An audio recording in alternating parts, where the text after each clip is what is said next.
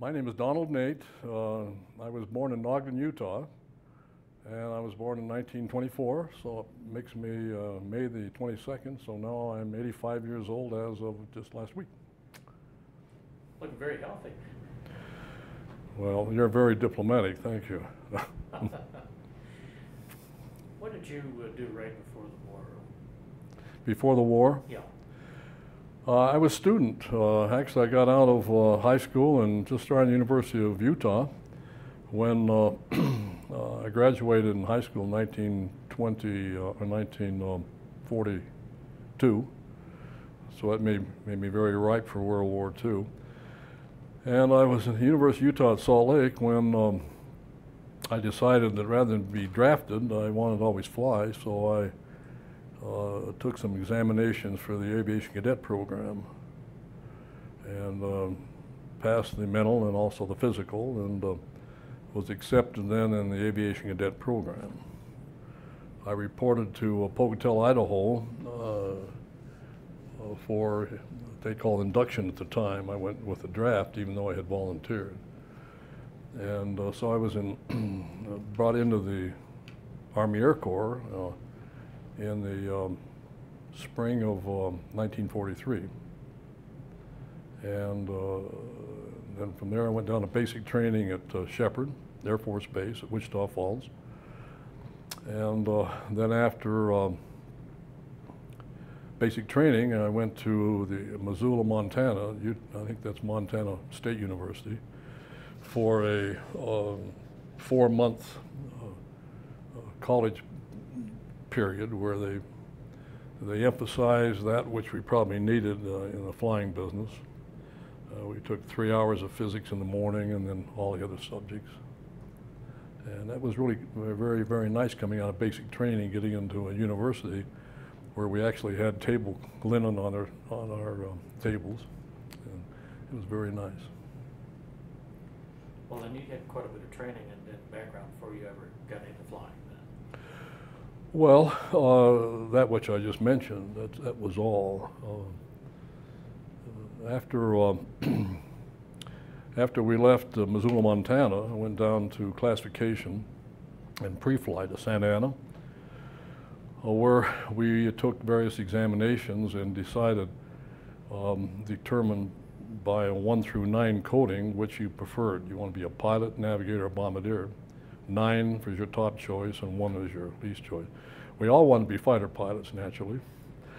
And being started, this was in the fall of 1943, and they had 3 or 4 pilot squadrons backed up waiting for pre-flight. They took 3 of those squadrons of pilots and made them navigators, just like that. Then they went to Ellington Air Force Base, Texas. So we decided, well, there were 10 of us, alphabetically, M.N. the nose, that, well, what should we do? We're backed up for pilot training. Should we wait, take a chance, or should we maybe decide that, so we decided, well, why don't we put down 9 for bombardier, 8 for navigator, and 1 for pilot. And of course we were snapped up like that immediately and went right into pre-flight. Our plan was that we would do that, go through bombardier training.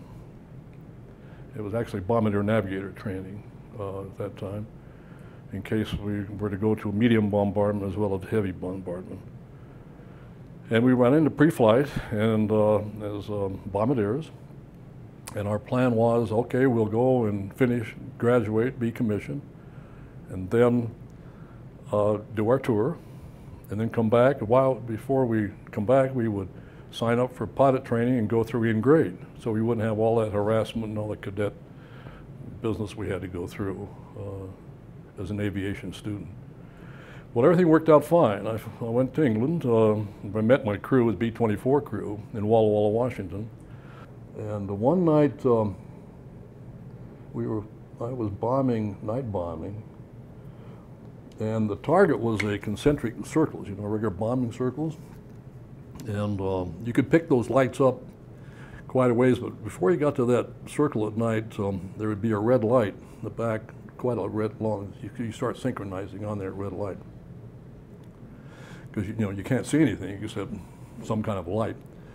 And somehow we had gotten to the south of the Columbia River instead of being on the north. And that target was on the north side. And I see this red light, so I'm starting to synchronize on it. And then it dawned on me that I looked up ahead and there was no concentric circle. Guess what it was? Umatilla Army Ordnance Plant.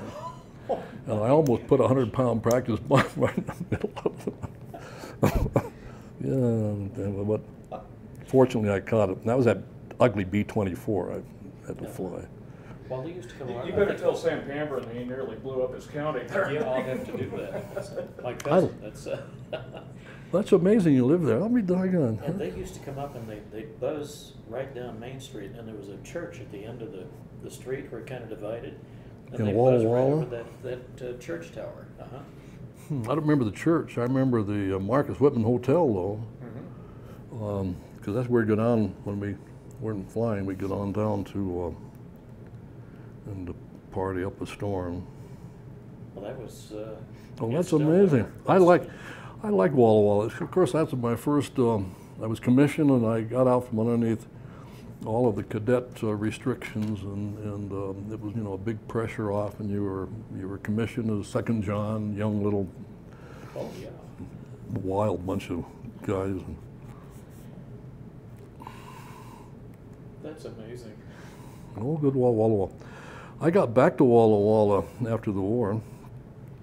I had a young lady there that I had gone with, and I went back up there just to find her. Oh. But unfortunately, she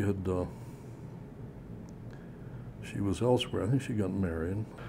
And flew, I had 118 hours in the B-24. I did not like the B-24. It was a terrible bombing platform. It reacted more mechanically. It just wasn't, as I said, good bombing platform. You'd move your controls on your bomb side, and it would take at least 2 or 3 seconds before the automatic pilot would kick in to respond to your controls of your bomb sight for crabbing into the wind so that you can make a bomb run.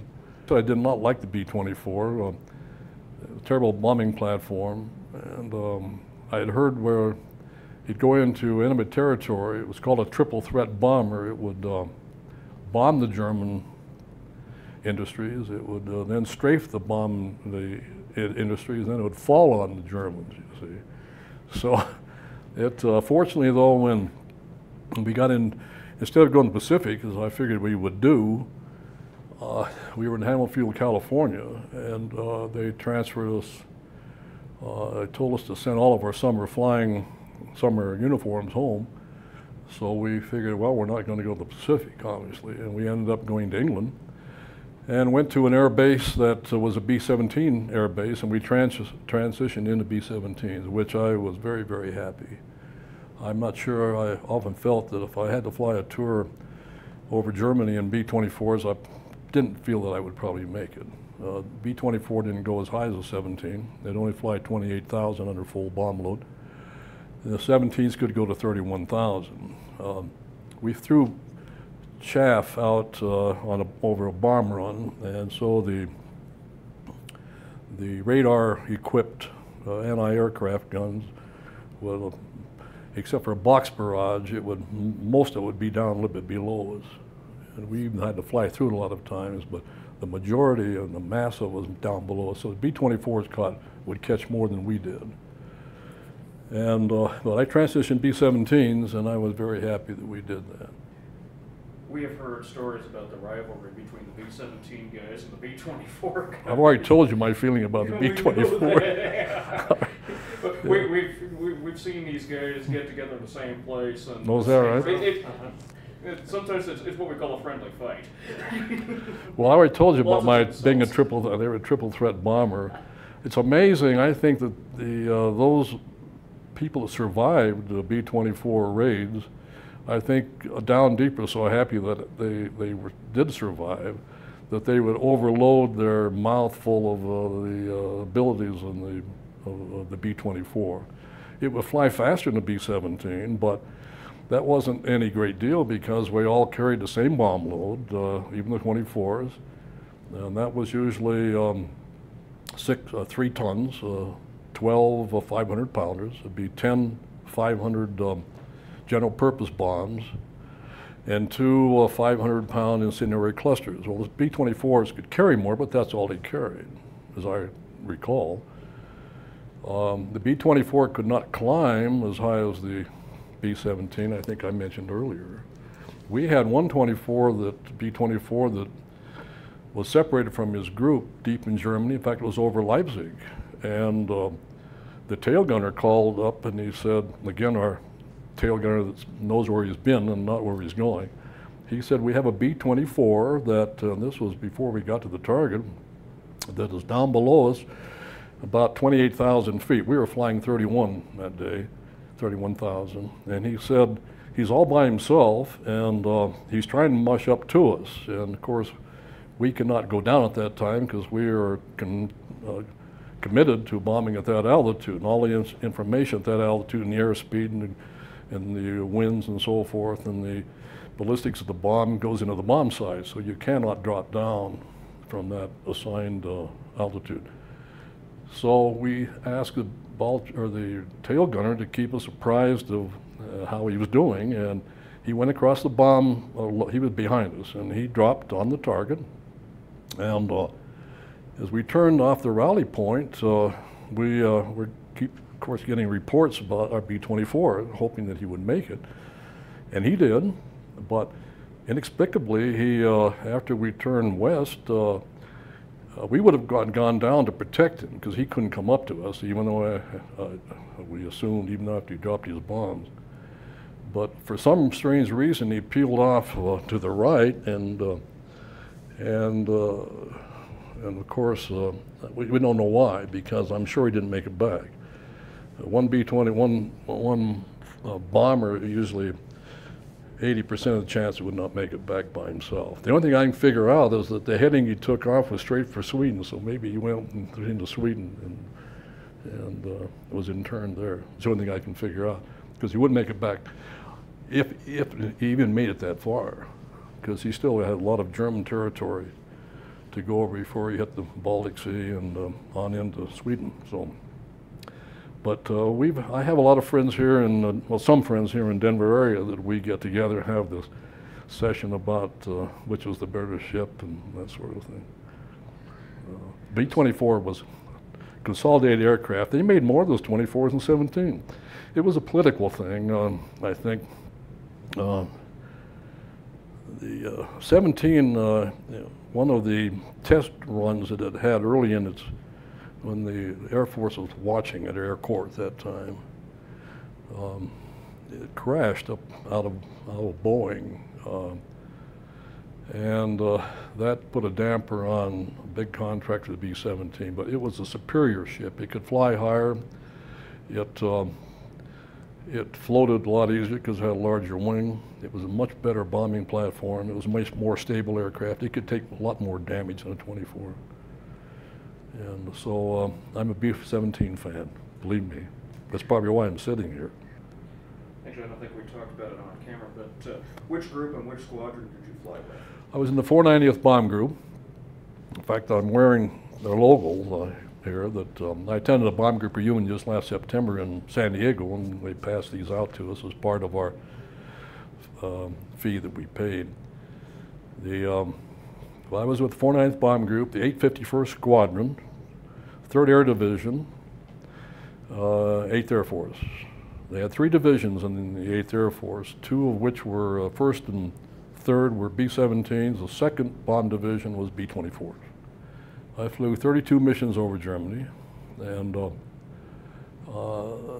I bombed every major city in Germany except for Hamburg and a few along the Rhine River. We did not bomb Koblenz. But the rest of the cities and major cities in Germany I bombed. Flew to Berlin twice, bombed Berlin, bombed Frankfurt twice, bombed Nuremberg twice, was unfortunately hit by the Messerschmitt 262s late in the war, in early 1945. And that was an experience to behold, with watching them go through a squadron at plus 500 miles an hour. They would cut their jets as they came on through the gun bearing phase, and then go through. They usually hit the low squadron. We always flew three squadrons for every group: a lead squadron, a low squadron, and a high squadron. 12 ships each. They would usually hit the low squadron because less 50 caliber machine guns could be brought to bear when they went through the low squadron. The time we were hit by them, the low squadron, I was flying, leading the third element of in the lead squadron, which is right below the lead ship. They came through us, made one pass, the 262s, hit the low squadron. They took out 3 B-17s, and we got 2 of their ships. They killed the pilot of one of the 262s, and he mushroomed right into the deputy lead of the low squadron. I looked, I saw this big orange ball of flame shoot out down below me and to the left. And he had collided with the deputy lead of the low squadron. And that orange ball of flame mushroomed out for, I don't know, 100 yards or so. But they only made one pass, and then they would go through the squadron, and then they'd hit their jets, and you see 2 puffs of smoke. Remember, their jet engines were underslung under their wings. The wings were, of course, folded back, and you'd think maybe you got one of them, but it was just they were hitting their power, and they would take off again, circle on down. They were gone. They couldn't stay up very long because of their limited fuel capacity. So. Did you have any defense at all against the 262? None.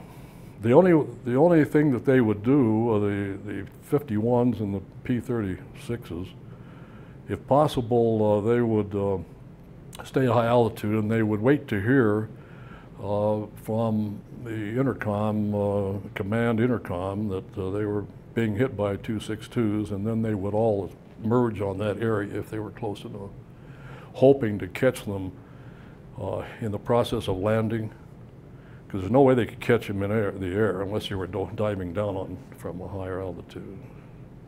The 262s, I think, were around 565 miles an hour. The P-51s are only 450, 60, I think, at altitude. So they could only catch them either taking off or usually landing, and that's the way they would shoot them down. It's the only way they could do that. You have a question? You flew an awful lot of missions. Did you lose an awful lot of friends going over and back? A lot of what? Did you lose an awful lot of planes in your squadron? We didn't lose as many as they had lost earlier in the war, because we had fighter protection. The 51s with their drop tanks were able to follow us all the way in, using the drop tanks first, and then dropping those, and they were able to follow us all the way in. That particular mission that, to answer your question, we did lose, I can imagine when I was flying, at least probably 10 to 15 of my group 17s went down. But we had, other than those, we didn't have many flak casualties, a lot of wounded and some killed. But I was always amazed how you could fly through that barrage of flak of 88 and 105 millimeters they'd put up over the target, or tracking if you're in other areas of Germany. I was always amazed that we could get through that with surprisingly fewer casualties than you would assume. You could hear, you've seen a lot of movies probably with flak, you hear that whump, boom, boom. That's not the way it was in the air. You wouldn't hear anything, you just feel a whump. If you felt a whump like that, you were hit with some kind of flak. We came back often with 150, 200 holes in our airplane, and none of us were injured. It just always surprised me. But we got hit by fighters on my 32 missions, about 10 missions, we had fighter attacks. They would come in more from the nose, and that's right where I was sitting. I meant one time it was all happened so fast, and I chastised myself for not picking up a 119 that came right in smack in front of me, and I could still see that 20 or 30 millimeter cannon right in the nose, and the pilot and the rivets on the wings as he flashed below us. The reason he didn't fire because there were two P-51s right on his tail. The wingman and the lead and the wingman was right on his tail, and they went shoo, shoo, right below us. And I remember our ball turret gunner never swore in his life, and all I heard him say, "Oh my goodness!" I can still hear him say that, but he flashed right below him, and it's probably maybe just as well that I didn't pick him up, because if I had hit him, he may have plowed right into us, because I can still see that big 20 millimeter nose cannon looking right at me. But we got hit to about 10 times by fighters, and that's an experience. To watch them come through your squadron, usually gun bearing phase, and sometimes, a lot of times from the nose. So I might relate quickly, I don't know if this is interesting. The first time we got hit by ME-262s, our group was to, along with 3 other bomb groups, we were to break off from the bomber stream, deep penetration near Leipzig, and we were to break off in this bomber stream and go to and bomb an oil refinery depot at Ruhlen, Germany, which is almost the Polish border. But we were to bomb them only a visual.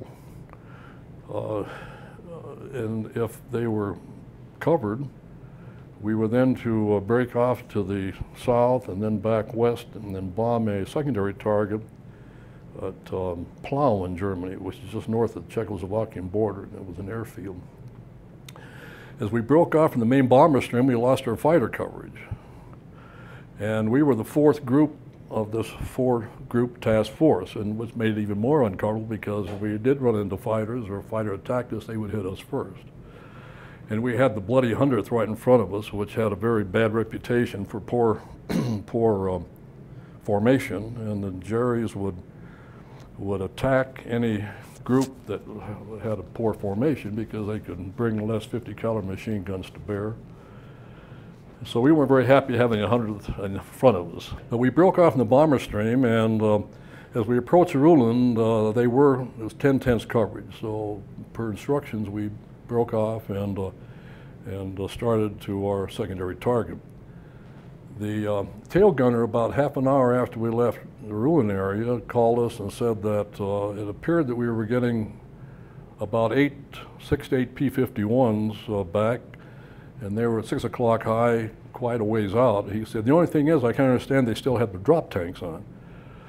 And as they got closer, he finally called and he said, they aren't P-51s. I don't know, and I'll quote him, I don't know what the hell they are, he said. As it turned out, he said, I don't know what they are, and then he started firing. You could feel his twin 50s in the tail start chattering. You can feel it all the way up through the ship. And he said, they're coming through on the low squadron. Now again, I'll tell you, we were flying, leading the 3rd element of the lead squadron. And as they came through, they knocked out 3 B-17s, and we got 2 of their 262s, one of which I mentioned earlier had collided and mushroomed into the deputy lead. As I jumped up, I was flying navigator that day, and I jumped up to man that left navigator gun as I knew they were coming through, and I saw this big orange ball of flame, and then I saw the rest of the jets come through. And just then I had a hole open up right above my head, a small hole.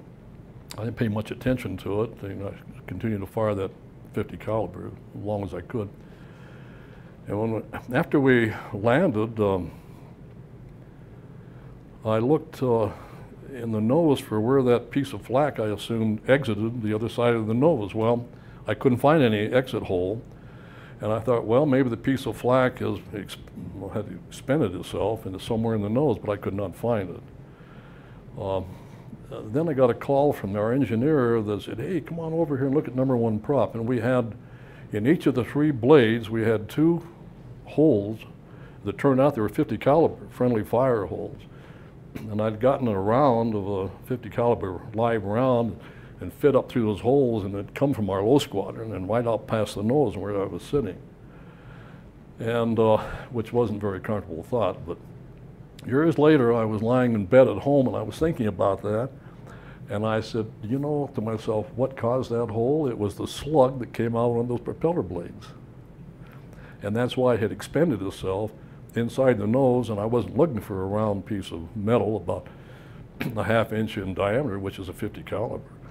And that's what it was. So I thought that's, I lost a good friend in that one of the 17s that went down with the low squadron. When we first reported to our base in England, into our little Quonset huts, which was an 8-officer crew hut, there were only 2 officers there. They were a hard luck crew. The co-pilot had broken his leg trying to crawl out his little window and fell on the ground. Navigator, they'd come back and the plane was on fire. The navigator, after they stopped rolling, had jumped out of the nose hatch and went forward, and number 2 windmilling prop caught him right across the top of the skull. It didn't have hit his brain, but he was in a hospital getting a plate put in. There was that little bombardier, he was shorter than I, and he introduced himself. He said, "My name is Clarence Middleton." And I said, "Is your name really Clarence?" And he said, "That's enough out of you, Junior." And I got nicknamed Junior JR from now by my crew. But he was sent to a different squadron because of the crew was in the hospital, 2 of them. And he was sent to the 50th Squadron and was one of the crew members of one of the 17s that was shot down that day by the 262s. So I got to know him quite well after meeting him in our little encounter. And unfortunately, I lost a good friend on that particular mission. So what else can... What was the weather? Did you run into lots of bad weather? The weather was terrible in the wintertime. We flew most of our missions in the winter and also in the early spring. We probably were stood down, I would say, 30% of the time because of snow and just bad weather. One time, our squadron was the first one to lift off. This was, I think, in December, just before the Battle of Bulge. We lifted off, our 12 ships were airborne, and then we were notified by our tower that the other 2 squadrons were scrubbed. They couldn't make it. So we had an option to either come back and land. Now remember, this is at night, in the morning, it's black and dark, snowing. We got above the snow, however, and we had a little crew meeting on the intercom and decided what we should do. And we decided, well, we were told that if we wished to go on and to meet, to try and tag on to any other outfit, we could do so and get credit for the mission. Well, half the battle sometime was getting off in a pre-dawn assembly off of our base, and so we opted to go ahead if we could tack on to another outfit, which we did. And I've forgotten the name of the outfit, but I did draw their color markings I still have the chart in which they're color marking, so that we could identify to intelligence that, yay, we did. I didn't know that we had a camera on board that day, just in front of the bomb bays. And so we tried it, when we tacked on to this group, they would not let us come in close to them. And that we were aware that reportedly German had taken over some of the B-17s that had landed, and they would fly up to a squadron and a group and then open fire and then peel off with their 50 calibers. So they wouldn't let us. They kept us way out to the left of them, and we were bombing Ham, Germany that day, the railroad yards at Ham. And a railroad yard from 30,000 feet looks like a big sausage. Especially not the big cities, a railroad terminal, they would come in and then back out. They wouldn't go through like they do in our country in a railroad. But some of the smaller cities in the Aurora Valley, the trains would go through. all the way in a marshalling yard, a railroad yard, looked like a big sausage then with two main tracks coming up. So I had no choice but to synchronize on the left choke point of this of the Ham railroad yard, and that I did, and the bombs away, and then we stayed with that group as long as we could, even though they finally let us come in after they realized we bombed, and so we stayed with them for protection back to England. And we got back, and about 3 days later, we were notified by ops that you ought to come down to ops and take a look at your photographs. And we had bombing of the week, the award we had every week, and my bombs had gone into the left choke point and had knocked out an underpass and an overpass and the 2 or 3 main lines. I thought, well, that's great, but I wish, the only regret is that I didn't retrieve those after they were through with them, because I'd like to have had that for my own record, getting bombing of the week. That was, so, what else? That actually kind of brings up a question I was going to ask you is, did you frequently get an idea of how effective you were after you come in on one of these missions, and did you get any kind of photo recon afterwards? That we did. Every mission, we reviewed the bomb results of these. Every ship did not carry a camera, but there were 2 or 3 on each squadron. And we had a rating. Every mission was rated, bombing results. Now, it always puzzled me how then we were one of many groups that would hit the same target, that how, I guess they could watch the bombs go into an area, and if the smoke had cleared from the previous group, then they could determine by the pattern. And we usually bombed in salvo, so they could determine by those photographs and would rate us excellent to good, poor, whatever. So we knew what we had done. On the bomb runs, how long, when you actually got into the bomb run and had to go level over the target, typically how long was that being? Would that be the most vulnerable time for you? I'm trying to remember from the actual point of the run and throw the target into the rally point. Oh, gee whiz, it would take about 25 minutes, as I remember. Now the point where you turn on the heading to the target would be anywhere from 20 miles out or so, 30 miles, I'm trying to guess. And at that time,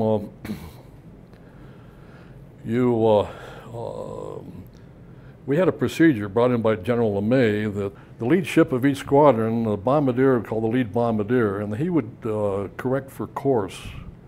And the rest of us had bomb sights. Every ship didn't always carry a bomb sight, but for the toggleiers didn't need one. That's what they called the enlisted persons when they would take over for a bombardier, or a ship didn't have a bombardier. And then they would be back in the squadron. But the rest of the bombardiers would, we say, kill or would adjust for rate of closure. Or you could drop your bombs off the lead ship of the squadron because it had 2 smoke bombs to go down. You'd wait a few seconds until you got up there, then you could salvo your load that way. I always like to kill or to adjust for a rate of closure because I think it made for a much more accurate drop. So, were the bomb sights fairly accurate? You bet they were. They're not like the modern day weaponry that we have with your infrared and your heat-seeking capabilities, but the Norden bomb sight, if it were handled correctly and correct information put into it had a 50-foot error at 11,000 feet. And of course you can multiply that up, but when you had all these ships, 36 ships in one group, 11, 12, 30-foot error is not that great at 30,000 feet. But if you knew what you were doing and you watched your bubbles, the bomb sight had carpentry bubbles, just fore and aft and lateral carpentry bubbles. And since the optics of your bomb sight was connected to your vertical gyro, you had to ensure that the bubbles and the lubber lines, that they were centered accurately, because connected to your optics, you could move your crosshairs one way, fore or aft, or laterally, and you could create quite an error. So you had to make sure those bubbles were centered properly. And you had to be careful too, because especially when you're on automatic pilot, as you probably have heard, the bombardier would take over the aircraft during a bomb run, only on lateral corrections. The pilot would maintain altitude and the airspeed, which was critical because all that information was into the bomb sight. And of course you had to add other things in the bomb sight, which I won't go into: ballistics, trail settings, how far you were past the target when the bombs hit. And you had to enter average mean temperature with, as I said, the ballistics of the particular bombs you were carrying. So if you knew what you were doing, you could put those bombs in pretty doggone close. A lot of the present day people thought, well, that was, they had seen a lot of photographs where we would plow up some orchards down there. You must remember that going through all that flak, I used to like to crawl inside that bomb sight. I didn't want to look out in front because I only had some plexiglass in front of me. And it was not a good sight to see and to go through. So I would get in that bomb sight and wouldn't even look out front. I'd be looking down at the ground and would kill for rate. But the northern bomb sight is a pretty accurate instrument. If you knew what you were doing, you could lay your bombs in where you wanted to. I had never heard that all planes didn't have a bombardier that you had. Well, they didn't. They called them toggleiers. In fact, I flew 21 missions as bombardier, and navigators were getting shot up because there was, in the nose, right where a navigator sat, there was no protection below. And a lot of them were getting shot in the fanny, in the legs, and they were short of navigators. So contrary to the old habits of never volunteering anything in the military, I volunteered to become a navigator. I was trained for both, as I mentioned earlier. And so I flew 11 missions as navigator. Now, what was your other question? I'm sorry. Well, we didn't realize not every plane had a bomb sight. That's right. So when I became a navigator with another crew, my old crew received a enlisted toggleier, they call it, who was trained to remove the cotter keys from a bomb, and so that the bombs would be armed after dropping them, with their propellers would fly off and the bomb would become armed. And he was a gunner. He was trained to handle the chin turret. He'd been through gunnery school. So they became toggleiers, and they were farther back in the squadron. So he would drop entirely on the lead ship smoke bombs. That answer your question? Yes, absolutely. In good detail, because we've talked to a couple other bombardiers and we haven't had it described quite like that. Well, that's the way it was. Maybe they didn't want to bring up the toggleier bit because they were professional individuals and they didn't want to, that anybody else could do that job except themselves, commissioned officer. Was there any kind of recognition or any kind of reward for crews that were more effective or for groups that were more effective? Well, there were individual awards, except for the bombing of the week. I mean, the crews, usually a crew,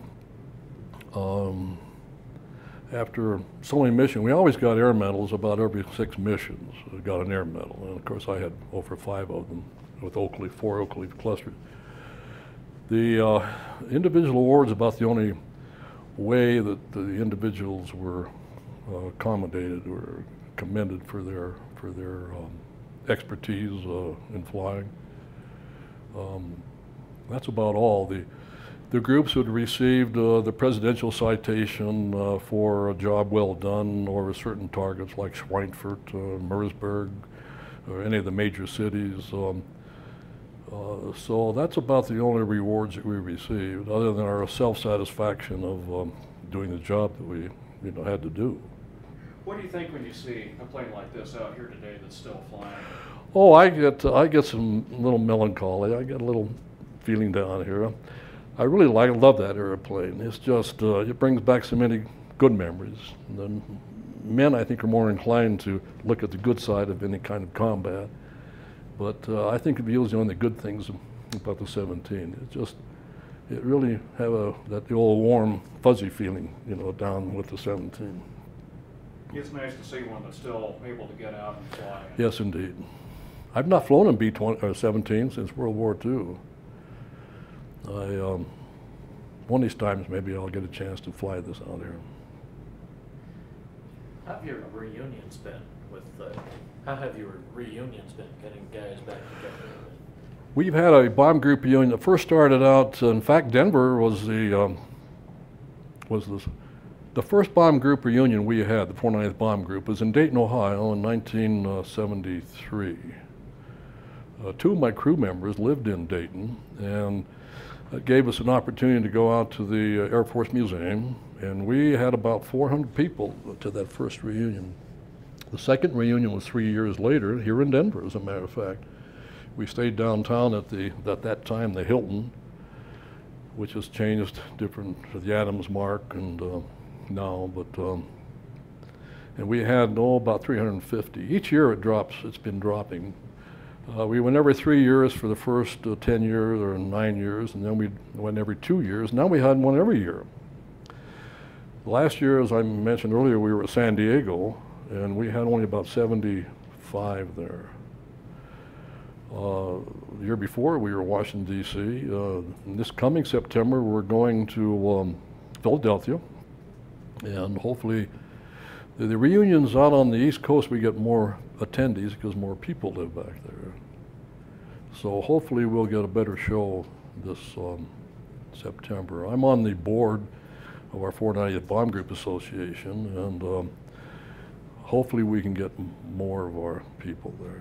It's always good. Of course, I always jokingly say I don't like to go to those things because all those people are so darn old, you know. But we have people in wheelchairs and on canes, and some of us fortunately are still able to get around and without any problem. Are there other guys here in Denver?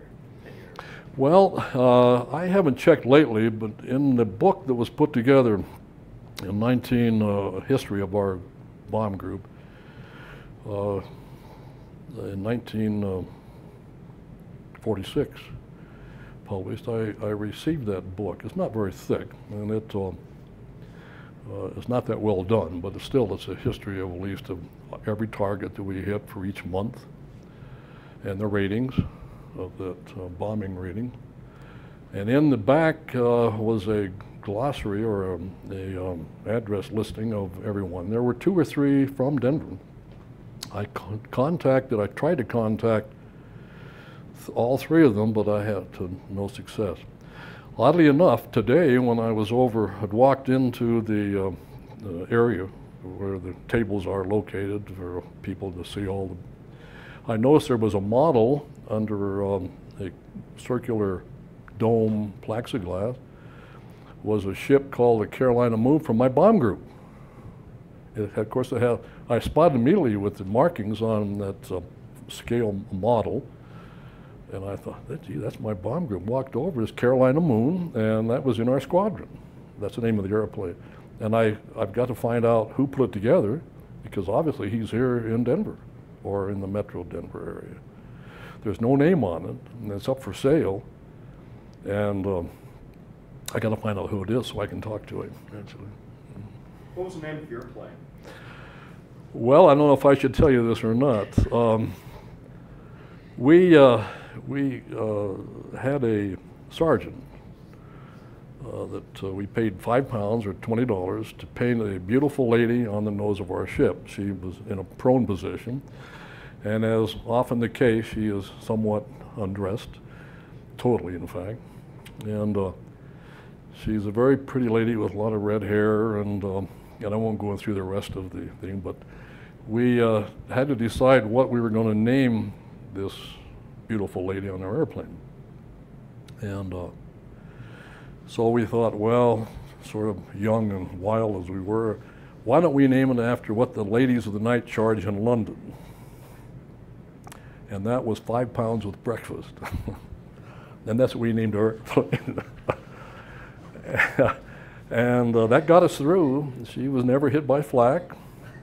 That one piece of I mentioned earlier that went through right above my head was way above her. And but the artist was, I won't even go into that. He was a very he knew how to draw well endowed breastwork of these ladies. But as it went on back over her little fanny, they were little bumps, so it wasn't well done. But she had one leg in there, but she's a very pretty lady. When we flew back after the war was over, we flew our plane back to Bradley Field, Connecticut via Iceland and Goose Bay, Labrador. Before we left, we had to cover up all of this. We were flying back to the States, so we had to put tape all over her front and back. And but as soon as we landed in Iceland, off it came. And we flew into Bradley in all of her glory, Bradley Field, Connecticut, Hartford. And there were photographers there and as a result of all those photographers is why you see a lot of nose art in the various books. And, I still have an 8x10 in the folder today that I brought with me, an 8x10 colored glossy of our 5 pounds and late 5 pounds of breakfast. Well, when did you come back? I came back on the, we left our air base on the 6th of July, 1945. After we covered up all of our nose art, we flew into Reykjavik, Iceland, and spent the night. This was in July. We then on to Goose Bay, Labrador, and spent the night, and then on to Bradley Field, Connecticut, arriving on the 9th of July, 1945. I last saw my airplane take off by, at that time, the Air Transport Command, ATC, and I later, about 5-7 months later, the Life magazine came out and they had a Lowell Blyke of aircraft that was down at Kingman, Arizona. And lo and behold was my squadron markings. And I still have that Life magazine. So we spent a day or two at Hartford and then into Boston for redeployment, and then I was sent home for rest and recuperation. And I was home at the time the Japanese surrendered. Unfortunately, well, it was great news to have them surrender, but I was all signed up to go back through pilot training, which was my plan, as I mentioned earlier, that we would fly a tour, be commissioned, and go back in through in grade. But the Japanese surrendered, so that didn't come to pass. Flying late in the war, did you have any sense that the war was almost over in, say, March, April at that time? Well, we were following the Stars and Stripes, the newspaper, the European Theater of Operations. So when we kept our bomb line, we had to be very careful where the bomb line was, in case we had to abort and wanted to pick a target of opportunity. We didn't bomb our own troops, so we had to know. And we moved that line forward. In our squadron area, we had a big map that would move the bomb line forward for all of us to study. And of course, the intelligence people would do the same thing on briefing every mission. So we pretty well knew what was going on, and we could tell by the decrease in fighters as we progressed in our missions that there were fewer and fewer fighters until the 262s hit us. But we were pretty much aware that the war was coming to an end, and we were waiting for it. The night on May the 3rd, 1945, was, I think, the day that the armistice was signed, or the treaty was signed, unconditionally. We celebrated that night at our air base, and it was like a miniature war going on. We were at the officers club, and all of a sudden we noticed that one of the windows broke and there was a flare that was burning right in our officers club. Well, the 849th Squadron over a plowed ground was down about 300 yards from the club, and they started to infiltrate the club. They had gone down to the flight line and gotten the very pistols and the flares, and a lot of people were in their cups, and they were starting to shoot flares and parachute flares that would determine wind velocity and so on. And we had a regular little battle. We sent everybody down then from the club to pick up the very pistols, and we defended the officers' club. And I might tell you one more story before we finish. Our group commander, general, or full colonels, we didn't have generals in those days, that our group commander, his name was Colonel Frank P. Bostrom. He went through West Point and then decided to go with the Air Corps Arm, and he was one of the 8 or 10 ships flying into Oahu on Pearl Harbor Day. And he got shot up and he belly landed on one of the golf courses in Oahu. Later, he flew MacArthur out of the Philippines. He was a pilot that flew MacArthur and his family after they had gone by PT boat down to one of the lower islands, southern islands. He flew them out. So he was our full colonel of the old man, we call him, actually. And I was only 20 years old, so he was an old man to me. But that night, we were at the club. I had one very pistol, and I ran out of ammunition. I was out in front or out the side, and by it was star-lit night, so you could really see a little bit. And I had run out of ammunition, firing at these 848 weenies that were trying to infiltrate along this plowed ground. And I looked over by the next tree, and there was a fellow standing there that looked just like our club officer, who was a Captain Lepore, and we called him Fatty because he was pretty heavy set. And I ran out of his ammunition, and I thought, gee, that's Fatty. I said, hey, Fatty, I need some ammunition. I ran over there, and guess who it was? The old man tries, my name isn't Fatty. And I thought, I think I saluted with the very pistol in my hand. I got the heck out of there. But I ran up the front end of the club. There was a street coming up from the 848th, and all of a sudden I saw a very pistol has 2 flares as they're coming at you at different colors, which is our squadron markings, red, yellow, red, green, and so on. Well, I saw 2 of these flares coming right at me. I turned around and one hit me right below my Ike jacket and right above the pocket on the right side. It didn't knock me down. It hit me. And then things somewhat subsided. And when I got back to the queue that night, I was undressing, and I had a little round scorch about the size of $1 right there above my pocket. I wore those slacks out going to the University of Michigan after the war. Every time I saw that little mark, it reminded me of the VE night or the treaty night at our air base when I called the old man Fatty. So that's enough. That's a neat story. Thank you. You bet.